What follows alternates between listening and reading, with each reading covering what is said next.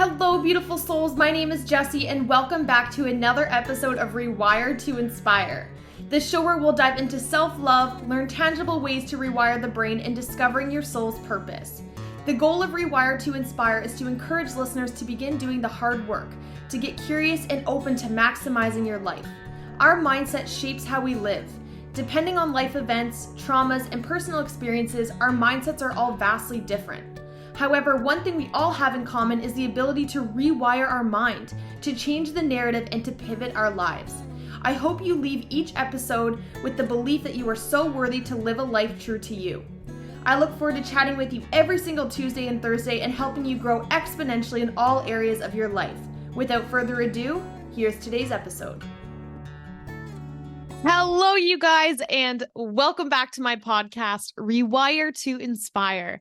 I am your host, Jessie Brown, and I am super excited to be jumping on the microphone with you all for episode number 146. If you missed episode 145, it was a heavy one. It was a deep one, but I also think a very, very, very important one. And so it is all about validating and knowing that you are not alone in your experiences, in your pain, in your past. And so if you are needing just a little bit of validation, a little bit of reassurance that the world can become a brighter, healthier place should we choose to shed light on our experiences and emotions, definitely encourage you to check out that episode.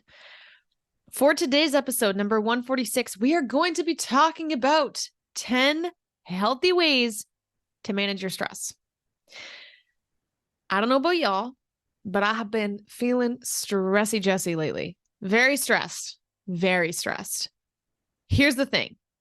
I did not realize that I was feeling stressed for months. And so it accumulated, it built up. Then my body started to respond. I still didn't notice. And then I crashed. If you even ask yourself right now, how stressed out am I holistically? I'd be so curious to know what your answer is. I think the thing about stress is we think it's just a situational thing. Oh, something was stressful. But here's the thing. Stress is a never-ending feeling that we feel all the time, but it's the severity in which we feel it and how we deal with it, cope with it, manage it, that makes the difference. Stress is something that I think we talk about very, very loosely, and we don't really realize the significance. Sorry, my squeaky chair. We don't really realize how much it's actually impacting our life. And stress is probably impacting your life more than you realize. And I was listening to a podcast last night. I believe it was on Mel Robbins' podcast. And just about the severity of how much the pandemic has skyrocketed, how much stress we carry and how we deal with it, and the severity in which it has increased, which is already exponentially too high. I started doing some digging this morning of some statistics around stress. And you guys, it's terrifying. It's absolutely terrifying. So I'm like, okay, we need to talk about this because I always ask myself, what am I dealing with? What am I experiencing that I want to be transparent about and I want to share? And secondly, what are we dealing with globally that is not being talked about a lot or enough? That is stress. Stress is the byproduct of so many things in life. And if you do not have proper ways to tend to your stress and to manage it appropriately, I'm just going to shoot this out. It will kill you. Stress will kill you over time. Here's some statistics that I gathered this morning that made me sick to my stomach. Ready? 33% of people report feeling extreme stress. I know for a fact that this is so unreported. 33% of people report feeling extreme stress. If I were to guesstimate, I would say it's actually closer to 70 to 80%. Again, here's the thing about statistics. It's only what is self-reported. This is what is reported. And so I don't know about you. I was not asked if I was experiencing extreme stress. I was not asked. So therefore, I'm not a part of that statistic. You probably aren't either. And you're probably dealing with extreme stress too, which is probably why you're listening to this episode. But even just based off of that, a third of our population deals with extreme stress. Okay, interesting. Keep going. 77% of people experience stress that affects their physical health. Makes sense. Let's keep going. 73% of people have stress that impacts their mental health. That number is such bullshit because if you're experiencing stress, it is 100% affecting your mental health, whether you're self-assigning that to yourself or not. So that's why these statistics are kind of like a little wonky, like whatever, take them with a grain of salt. But I do think it's important to shed light on it. 48% of people have trouble sleeping because of their stress. And then here's one that blew my mind. 90% of illness and diseases are stress related or perpetuated because of stress.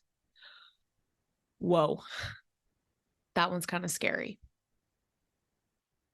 I further read into this report that I was reading, and it basically said stress can interfere with your physical functioning of your body and how your body processes things. Examples that they gave: high blood pressure, cardiovascular disease, and heart disease have all been linked to stress factors. Other stress-related items included ulcers, allergies, asthma, and migraines. Most health professionals agree that stress can be a contributing factor in making existing medical problems worse.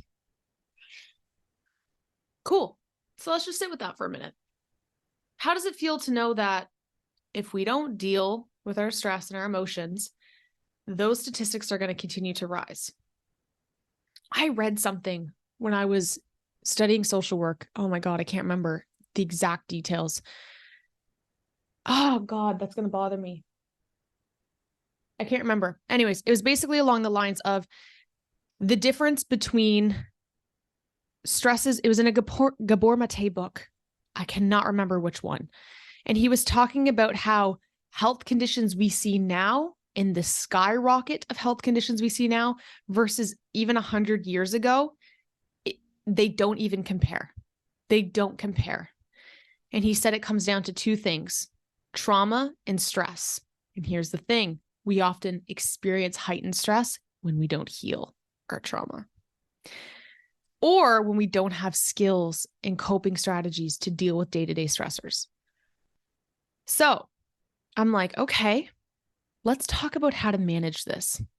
Because as I was just saying, over the last couple months, I have taken on a lot of new clients, one-on-one clients, a lot of social media clients. My podcast is obviously here. My 9-to-5 job is here, trying to balance just life in general. And I was like, I got this. I'm a hard worker. I'll figure it out. This is nothing. No, because I was not taking intentional time to tend to myself, to come back to my body, to heal, to be grounded. And then my body started to show me little signs. I was having digestive issues again. I was having migraines again. My eye was twitching so bad that I couldn't concentrate. And I'm like, oh no, I'm just dehydrated. Oh, I've just had too much caffeine. How many of us experience things in our body and then we try to justify it with an excuse? We're like, oh no, it's just blah, blah, blah. Oh no, I just had a hard day. Oh no, I just haven't eaten. We're so good at like minimizing what our body's trying to tell us, when the thing is, you guys, is our body doesn't lie. When it's telling us a symptom, it's telling us a symptom for a reason. It's trying to communicate something to us. But when we don't listen, it gets louder and louder until we don't have a choice but to listen. I see this all the time, especially in like my grandparents' generation, where they are so reactive to things instead of proactive. And I think that that's kind of been passed down to us. But I'm like, imagine if our society became a little more reactive to our health instead of proactive, how much healthier we can be. And I can't help but think that, yes, so much of this, my work phone is somewhere and it's bedanging and it's Saturday. So it needs to chill. I don't know if you can hear that in the background. Imagine if we just became a little more reactive of knowing that, yes, fitness and health and nourishing our body is a huge component. but so much of it is on an emotional level and how we tend to things from an emotional level. So I wanted to highlight 10 different ways that you can begin to manage your stress to hopefully set yourself up for a calmer, more fulfilling life. So the first way is to validate yourself, validate that stress does exist, validate and check in. So checking in with yourself every single day. I used to journal every single day.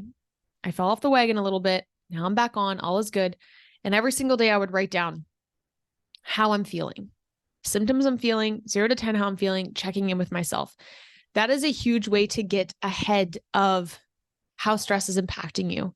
Because if you can validate for yourself every single day how you're feeling, you can be a little more reactive. I think I've said that wrong every single time. Proactive, not reactive. I think in the last couple sentences, I miscued that. So hopefully you're picking up what I'm laying down because I'm not effectively communicating right now. If we can begin to be more proactive in noticing how we're feeling and doing something about it, think how much less the severity of that can impact our life. And so that is the first thing, you guys, is to just simply validate that we're going to experience stress, but how long, over what period of time are we dealing with that? Are we suppressing that? Are we just powering through versus acknowledging and doing something about it? Number 2, my favorite, grounding and breathing. When we are in a sympathetic state, so basically that is when we are in our fight, flight, freeze response, we do shallow breathing. When we shallow breathe, we trigger our stress response, which is going to mean we're going to have cortisol pumping everywhere. We're in overdrive. We're overworking our system. Our heart rate is up. Our breathing, like I said, is shallow. Our muscles start to tense. Our body is not working as optimal as possible. Our memory starts to become foggy. That was one of the big things I noticed when I was super stressed, is I couldn't put a sentence together. There was a couple episodes I did 2 weeks ago and I'm just like, words. Because I was so subconsciously stressed that my brain was like, girl, we're going to put this energy somewhere else. Your brain's being turned off right now. But if we can ground ourselves and notice our breathing, even right now, you might be shallow breathing. Notice. We do it subconsciously. And we can go days, weeks, months, years living in the shallow breathing state without realizing how much that is activating our overdrive state. I truly believe so much of healing can happen in our breath work. That is why I love yoga so much, because it forces me to be mindful of my breathing, inhaling and then exhaling intentionally and allowing my body to follow suit. Grounding yourself, meaning you're intentionally coming back to your body. Imagine what that could be like for you every single day, to ground yourself and to come back to your beautiful, beautiful being. Also, if you're watching video, I just wanted to say, clearly I got so dolled up to come on here today. So if you notice me rummaging with my hair this whole time, that's what's going on. Grounding myself, fidgeting, that's what that is. So that is number 2. Number 3, move your body, flow your body, exercise. You guys, one of the best ways that we can de-stress ourselves is by getting our heart rate up, getting into that zone 2 level of heart rate. So that's kind of between it depends on your age and different circumstances. I encourage you to do some research on your different zones of heartbeat. But if you can get into that zone 2, which basically is like that cardio zone, that is when you're going to start to feel the difference. That is when your body is going to start to relax. Your mind is also not focused so much on stressful thoughts and situations when you're focused on working out and moving your body. So that is number 3. Number 4, this one's easier said than done. Try to get out of stressful situations. If your work is just causing you to be a stressful mess and you have no fulfillment from it, I encourage you to do everything you can to get out of it. I know this one might take time, might take preparation, it might take, some support, but I'm here to tell you, as somebody who is burnt out from many different jobs, no amount of money is worth your mental well-being. I know that that's hard, And I know it can be really, really hard to take that leap and to leave. But if your job is doing nothing but stressing you out and you are coming home every single day depleted, not yourself, burnt out, overwhelmed, get out of it. No ounce of it is worth losing yourself, losing your health over any paycheck. Number 5, of course, journal, reflect, get your thoughts out of your head and onto paper. Using a pen or using your phone is fantastic, but using pen to paper is so much different. That mechanical connection between your hand and your head of physically writing something is so much more beneficial than writing things in your phone. But I encourage you as best as possible every single day to journal, to write down your thoughts, to escape, to release, and to reflect.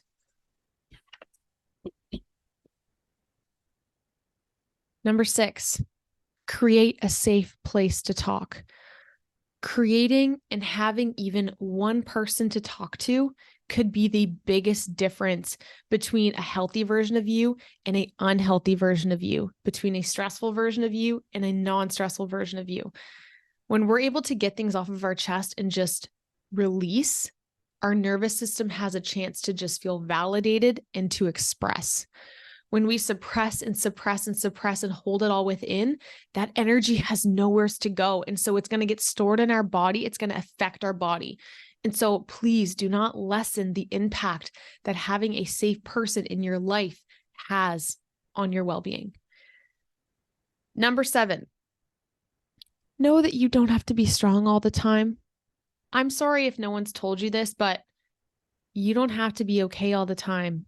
You don't have to have it figured out all the time. If in your family, friends, works, whatever's eyes, you are just this perfect being that has no flaws and never struggles, newsflash, that's a pile of bullshit. We all deal with things. This is one especially for men. You don't have to be okay all the time. In fact, it's really not that attractive when you pretend like you're okay all the time. Vulnerability, from my perspective, is one of the sexiest things in the world. If you are able to be open and transparent and to share and to express, oh my God, you are such a lighter human being and looked up to in so many more ways than when you're like, oh no, I got it all figured out. I'm fine. No, you don't. And you don't have to. How many of us just do this? We're like, oh, I'm fine. I used to be like that too. And guess who it was serving? Absolutely nobody. It wasn't allowing me permission to feel my stuff. And it wasn't allowing other people to feel safe and the permission to feel their stuff. If we all leaned into vulnerability a little bit more and showed compassion and showed transparency, what a world we could live in. So stop pretending like you're okay all the time. My love, you don't have to be. It's okay. You're human. You're supposed to ride the wave and feel all the emotions, not just one. And so I'm sorry if nobody's ever given you that or given you the permission to feel that. Number 8, look after your beautiful body. Nourish yourself, move your body, tend to yourself, drink water. That is it. That is such a phenomenal way that you can begin to manage your stress. Because if we just cope by giving ourselves those pleasure-centered things, by eating junk food, by numbing out, by dissociating, it's not going to help. In fact, it's going to start to become worse and worse and louder. So look after your beautiful body. Find a way every single day to nourish and tend to yourself. Number 9, heal past trauma. Wow, so much easier said than done. But here's the thing. If we've suppressed our trauma and our experiences and we've never tended to them or healed them, they are going to surface on a day-to-day basis. They're going to continue to come out in different ways. And so until you're able to organize, process, and heal your past properly, it will likely come out on a day-to-day basis, week-to-week basis, without you even realizing it. So as much as you can begin to do the work to start to heal your past, the less stress, the stress that you're feeling could just be anxiety about things you've experienced before that you're not validating. Your depression could be about an experience that has happened years ago that you're not shedding light on. If we all healed our past just a little bit more, I guarantee you we'd all be a little less responsive and stressed out all the time. And last but not least, I've kind of already mentioned this one, but try your best not to numb out. When you're feeling discomfort, when you're feeling stress, when you're feeling overwhelmed, I encourage you to feel it. Again, our body doesn't lie. It communicates with us for a reason. It is trying to tell you something. When you continue to suppress that and ignore that and not tend to it, it gets louder, it gets worse, it gets more significant. And that is when I truly believe we start to see all these health conditions, because it's unprocessed, stored stress and trauma in our body that had nowhere to go. And so when our body is constantly in that overdrive, it has nothing other to do than to start to shut down certain systems so that it can pour energy into other areas and parts of your body. So those are 10 different ways that you can begin to manage your stress. I flew through those because I know that 10 is a lot of different ways. I encourage you to pick the one that sounds the most relevant to you. I want you to know that you are not alone in experiencing your stress. You are not alone in how that makes you feel. You are a human. We are designed to feel stress. And in some ways, stress is good because it can amplify us to get things done. It can give us necessity to push us. There's good stress and bad stress. If we are constantly under a state of chronic stress, that is hurting your body, your system, your quality of life, and taking a hit on your future well-being. So it is very, very, very important that we tend to this, that we talk about this. This is something that I do truly believe is a mental health crisis that we're not talking about. And I think it's important that we take that proactive approach and begin as much as possible individualized to focus on our stress. So thank you guys so much for tuning into today's episode of Rewire to Inspire. If you're looking to connect, I would love to connect with you. I'm on Instagram at Jessie Brown 13, or you can use the link in the description below to book a free 30-minute call. I would love to chat with you, see how I can support you, see how I can work with you. Nonetheless, always happy to be here and to chat. So thank you guys so much. I look forward to chatting with you all next week. Bye, you guys. Thank you all so much for tuning into today's episode of Rewire to Inspire. I absolutely love connecting with you all, so make sure you're following me on Instagram. I am at Jessie Brown 13. If you enjoyed today's episode, please feel free to leave a review or share with someone you think would enjoy. I look forward to chatting with you all next episode. And remember, get out of your head and into your heart.